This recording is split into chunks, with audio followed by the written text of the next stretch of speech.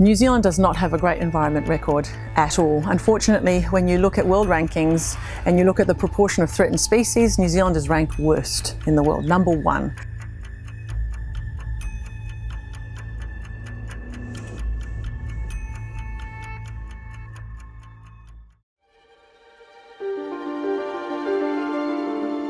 Biodiversity came before humans. The Creator created many things, including Papatūānuku, the earth, and Ranginui, the Sky Father, and all of the elements within them were created from their union, including Tānei Mahuta, who is the god of our forests, and it's our responsibility to look after them. The birds, the insects, the soil, all of those things are very much part of us. So biodiversity, from my perspective, is very much who I am. Without it, I don't exist as a Māori.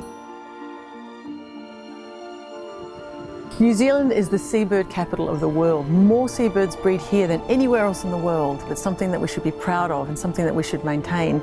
And unfortunately, 96 species are at risk. So we have to do everything we can to protect them because many of the populations are really going downhill.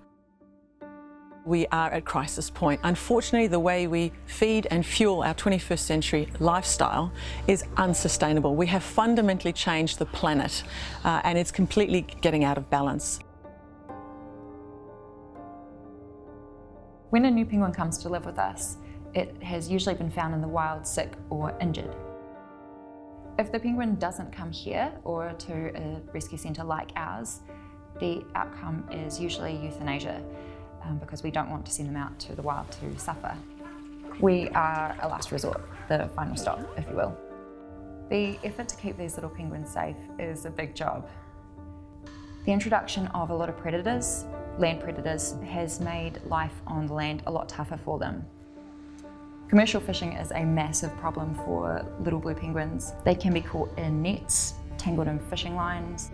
Fish supplies are in decline due to commercial fishing, which means that there isn't always enough food for little penguins to go around. We do see a lot of starving penguins, we see abandoned nests due to lack of fish, so it is a huge issue. Most penguins that come to live with us haven't really met many humans before, and they don't trust us very much. So we sing them songs, read them stories, we will sit with them over our lunch breaks. We have a new little blue who has come in from the Coromandel. They are currently in a quarantine room and have had a pretty massive injury of some kind which has affected their sight. They have one completely blind eye and potentially partial vision in the other, so that does make them unfit for the wild. New Zealand is a stronghold for endemic penguins. We've got more species here than any other country, and it's sort of a mixed bag really. We've got some species actually seem to be doing quite well. The Snare's crested penguin seems to have been stable for quite a few decades. By contrast, we've got the hoiho, the yellow-eyed penguin, which is really in serious decline on the mainland. The rockhopper is an interesting one because it's been in decline for a very long time. So there were photographs taken back in the 1940s and 50s at both Campbell Island and Antipodes showing massive colonies. But certainly since the 70s and 80s there's been dramatic changes. Down there, there's potentially, some level of impact on food stocks at sea that's probably related more to the climate change, and that's of course been driven by humans and carbonising of the atmosphere basically. In New Zealand, we were geographically isolated. Our species have evolved in a very distinct way, and we have over about 80,000 native species here, an estimated 80,000 native species in New Zealand that you can't find anywhere else in the world. And 4,000 of those are really, really endangered. Losing any species should be a source of shame for us. We haven't done conservation very well or anywhere in the world. We haven't done it very well in Aotearoa, New Zealand. We shouldn't be proud right now. In my mind, we should be really worried about losing any species, especially a species of significance, and especially something that's endemic to New Zealand, because it's our responsibility as citizens of this world to protect those things.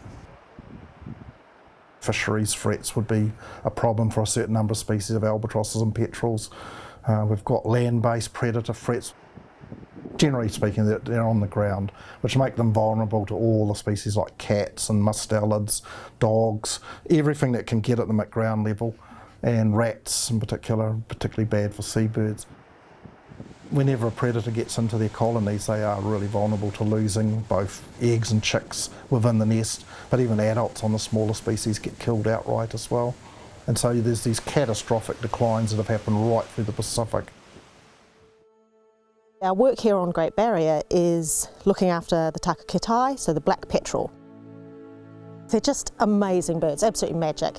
They spend most of their lives at sea, and then the little period of time they come back to land and focus their breeding. And Great Barrier is a fantastic place because they're up on the mountain, so people generally think seabirds are down on coastal cliffs or on beaches and things like this, but these guys are right at the top of a mountain digging holes in the ground to raise their egg and chick. Sunset is when this colony comes alive. Basically the birds are pretty much asleep during the day in their burrows, and they're nocturnal, so they only come to land at night and they're active at night. So the males come out of their burrows and they'll call if they're looking for a partner still, or adults will fly in, circle around the island, and focus right down into the tree where they recognise, and then they'll collapse their wings and crash land through the trees and then plop pretty much within a metre of their burrow. It's amazing. And what we've been doing is, for the last 25 years, has been monitoring breeding success and adult survival and juvenile recruitment to the colony, and also doing some exciting things like tracking the birds, so putting some different types of tracking devices onto their backs or their legs and seeing where they go at sea and seeing what they're eating. Unfortunately, they like the bait that we put into the sea, so of course they're targeting that. They think it's a scrap of food and they don't realise there's a hook attached to it. They also can get caught in trawl nets.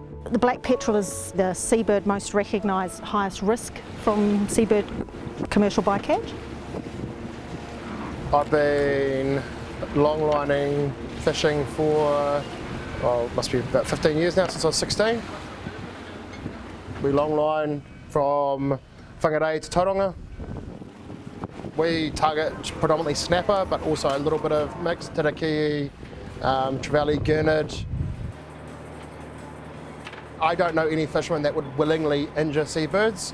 They're beautiful, magnificent creatures, and yeah, like they're in our office. They come and talk to us during the day. They're your company for long voyages. They're always there, and they're a staple at sea.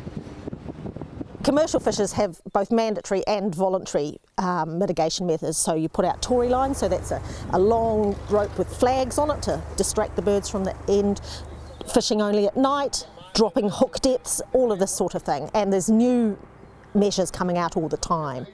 Here we go. Like that. That's it, and then put him against your chest. But you want to keep his wings in, because otherwise he will scratch you to pieces. We have a long-standing relationship with Biz Bell on the barrier and the black petrel work.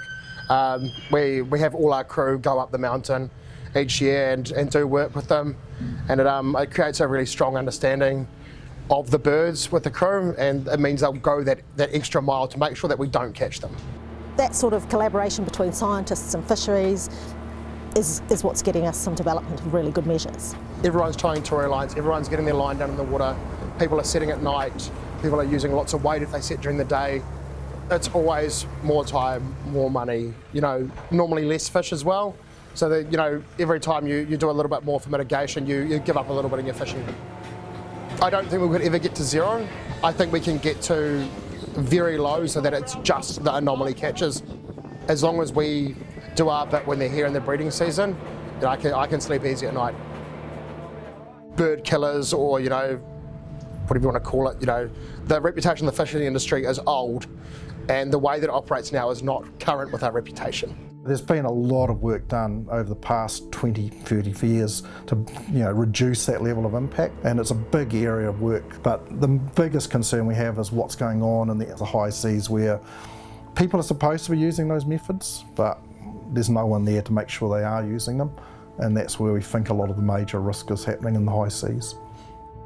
Unfortunately, there's some parts of the world where the demand for protein and food is so high, and there's probably just less concern or awareness. The pressure is on to put more boats out there to find it, and that's, I think, is going to continue to be a really big risk for our seabirds, because they're migratory. If they just stayed within the New Zealand EZ, they'd probably be okay, but the fact they spend a big part of their life outside the EZ. So unfortunately, Pico, which was the name that was eventually given to that wee penguin is no longer with us. They have been humanely euthanized. The reason for that was because they did have pretty major injuries that were going to require long-term medical care, and it was felt that they weren't going to have a very good quality of life. Unfortunately, it is quite common. It's just the nature of the game, unfortunately. It's being underestimated how much of a biodiversity crisis we have.